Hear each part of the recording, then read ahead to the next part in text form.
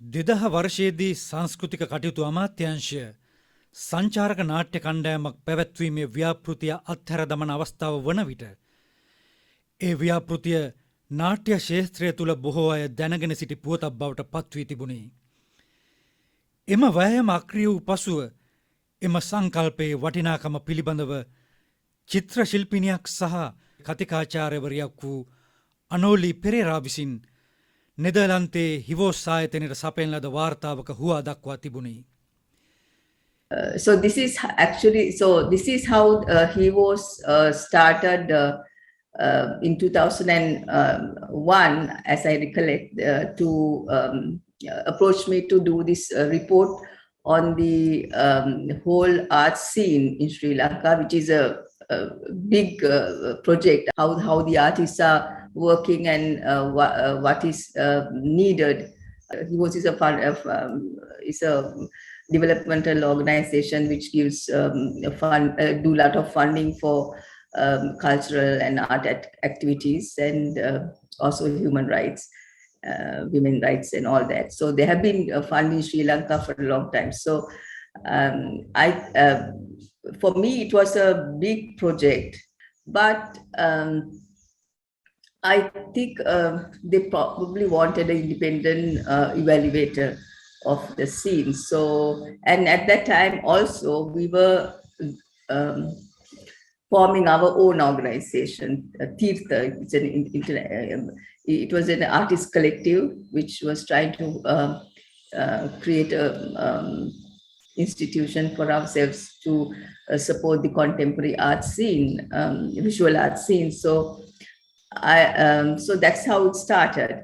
It was during the conflict time. So, but I undertook it and I started traveling around and also looking, I met a lot of people from different art fields.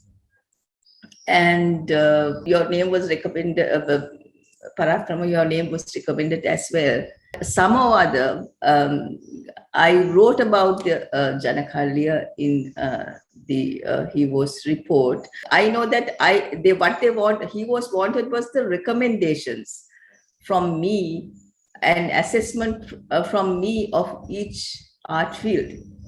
So one thing I remember is that when I was looking at most of the fields, that I couldn't see very ambitious projects. So there were very few, people were working on individually on, theater, of course, theater productions and all that. So it is like one-off projects, but I did not see, I don't think I was presented with anything like JANAKARALIYA at that time. That is one thing I probably emphasized in the report. හිවෝස් යන කෙටි නමින් හඳුන්වනු ලබන්නේ නෙදර්ලන්තයේ Humanist Institute for Development Cooperation නැමැති ආයතනයයි. එම ආයතනය ලෝකයේ ඌන සංවර්ධිත රටවල ප්‍රජාවගේ ආර්ථිකය, මානව අයිතීන්, සංස්කෘතීන් සහ කලා කටයුතු වර්ධනය කිරීම සඳහා මූල්‍යමය වශයෙන් සහ දැනුම ලබා දීමෙන් සහාය වන ආයතනයකි. එය ලෝකයේ ධනවත්ම රටක් වූ නෙදර්ලන්ත රජය සහ සමාජ ක්‍රියාකාරීන් විසින් මෙහෙයවනු ලබයි.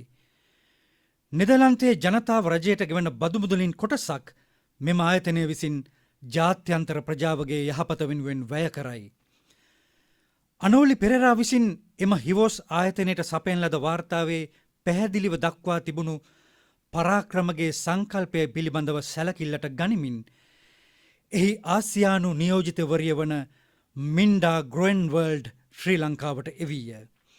2002 වර්ෂයේ ඔක්තෝබර් මාසයේ දිනයක රාජගිරියේ නාවල පාරේ අංක 505 දරණ ස්ථානයේ පවත්වාගෙන ගිය TVT ආයතනයට මින්ඩා ග්‍රොන්වර්ල්ඩ් සහ ලංකාවේ නියෝජිතවරිය වන සැකරියා ෆයිසුන් පැමිණ පරාක්‍රම හමුවිය. මම ඒ කාලේ මේ ද වීඩියෝ ටීම් ආයතනයේ කියන්නේ TVT ආයතනයේ කළමනාකාර අධ්‍යක්ෂකවරයා වශයෙන් කටයුතු කරමින් හිටියේ. මට මේ ටෙලිෆෝන් පණිවිඩයක් ලැබුණා. ඒ ලැබුණේ සැකරියා ෆයිසෝන් කියලා ලංකාවේ හිටපු අයෙකුගෙන්. ඇය නෙදර්ලන්තේ හීවෝස් ආයතනයේ ලංකාවේ නියෝජිතවරියක්. ඇය දුරකථයෙන් මට පැවැසුවා මේ මගේ සංචාරක නාට්‍ය ව්‍යාපෘතිය පිළිබඳව හිවෝස් ආයතනයෙන් විමසනවා. ඔවුන් බලාපොරොත්තු වෙනවා මාව හම්බ වෙන්න එන්න කියලා. මොකද ඒ වෙනකොට ලංකාවට ඇවිල්ලා හිටියා හිවෝස් ආයතනයේ ආසියා පැසිෆික් කලාපයේ සම්බන්ධීකාරකවරිය වන මින්ඩා ග්‍රෝයින්වර්ල්ඩ් මැතිනිය. එතකොට සැකරියා ෆයිසෝන් මට කතා කරලා වෙලාවක් ඉල්ලගෙන මාව හම්බ වෙන්න ඇය සමග TVT ආයතනයට ආවා.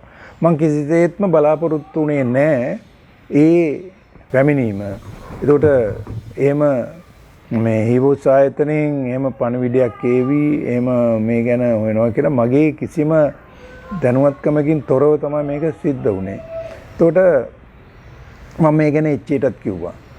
එච්චේටත් මේ කිව්වා මේ ආවල් දවසේ ආවල් වෙලාවට මේ හිවෝස් කියන නමවත් අඩු ගානේ මට මතක තිබුණේ නැහැ. මේ වගේ ආයතනයකින් මේ සංචාරක රංගමඩල සහ එවැනි නාට්‍ය කණ්ඩායම පිළිබඳව විමසන්න එනවා මේකට එන්න කියලා. ඉතින් එච්චේත් එදා සහභාගී වුණා. එදා මින්ඩා ග්‍රෝයින්වර්ල්ඩ් සහ සැකරියා ෆයිසෝන් දෙන්නම TVT ආයතනයට ඇවිල්ලා මාව හම්බ වුණා.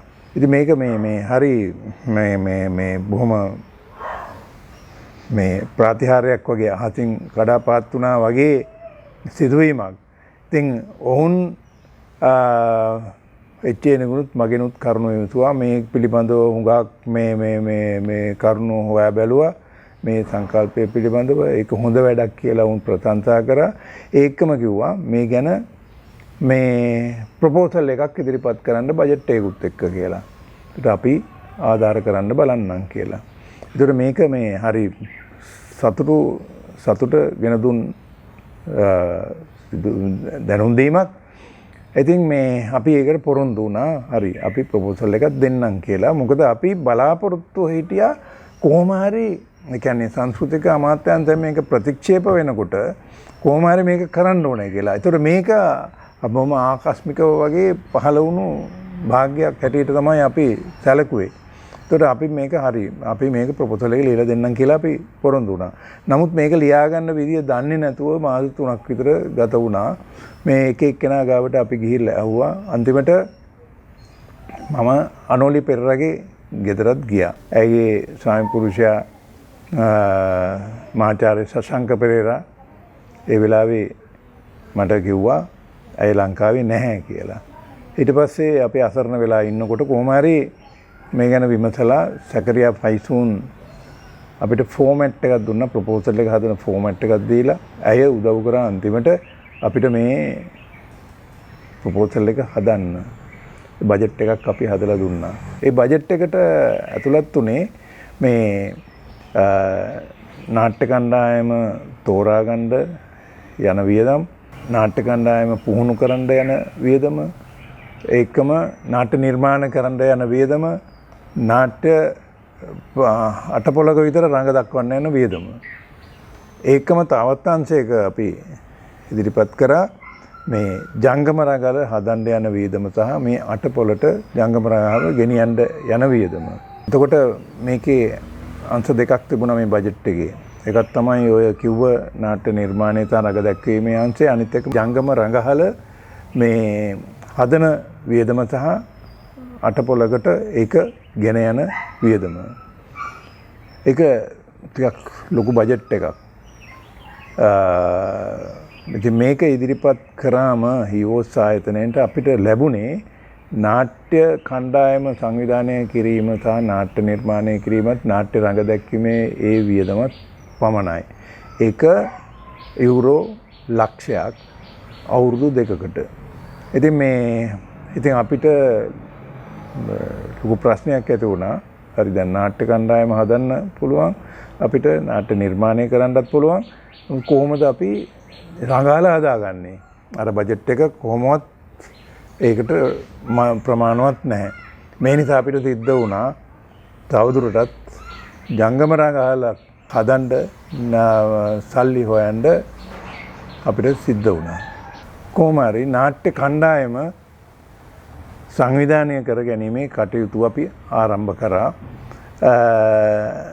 ඒක ආරම්භ කරන්නට ටිකක් බලන් ඉන්න වුණා. මොකද අපි නාට්‍ය හැදුවට පස්සේ ජංගම රඟාලා මේක රඟහලා මේ නාට්‍ය රඟ දක්වන්න. එතකොට සෑහෙන කාලයක් මේ සල්ලි ලැබිලා අපි ජංගම රඟහලා හදාගන්න විවිධ අය හම්බ වෙමින් උත්සාහයක යෙදෙමින් හිටියා. He was commissioned me because I am as an independent consultant to follow up the country program. So during that time only I was involved with JANAKARALIYA. So I think it must be clear that I was not he was staff member, but an independent social activist, because I was able to bring my own understanding, my own experience, my long-standing work with all kinds of levels, and also with communities, multi-ethnic communities, whether it's Sinhala, Tamil, Muslim, and Malay, and Burger. So this was important to bring that understanding to he was a support to the country program also. So and in this whole thing about peace building and reconciliation, the approach and the process, I think, is very, very important to emphasize, because it gives a different kind of peace building, the approach and the process. So if we are doing something, it has to have some kind of societal impacts. So I think that is also a purpose of he was to be involved, because he is involved in 4 core programs. One is culture, arts, media. There is human rights. Then there is environment and biodiversity and economics. So this sector is on culture, arts, and media. So then that is just to give a introduction and a preface to understand, why he was. So that, and we know that JANAKARALIYA is very much involved in the reconciliation process and using alternative media, because I think this bilingual language, Sinhala, Tamil, is an interwoven approach. So that is something very valuable for us to think about. So that was important.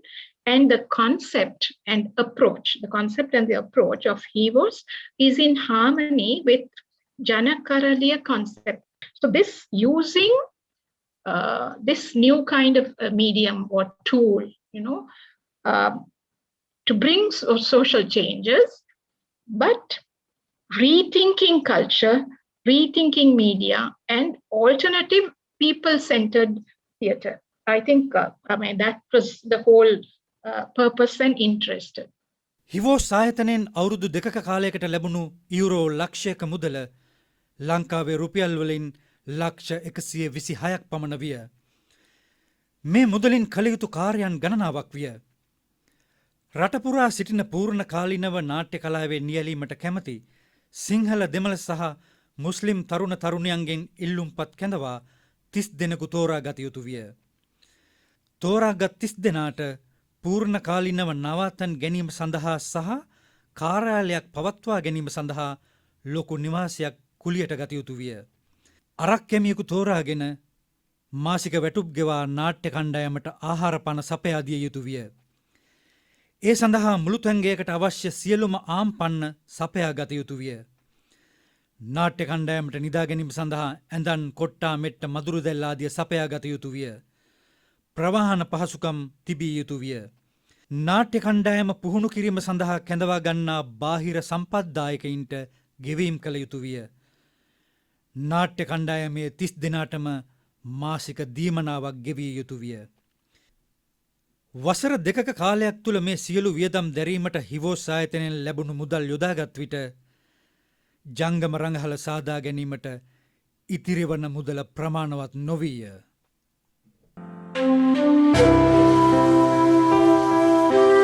Thank you.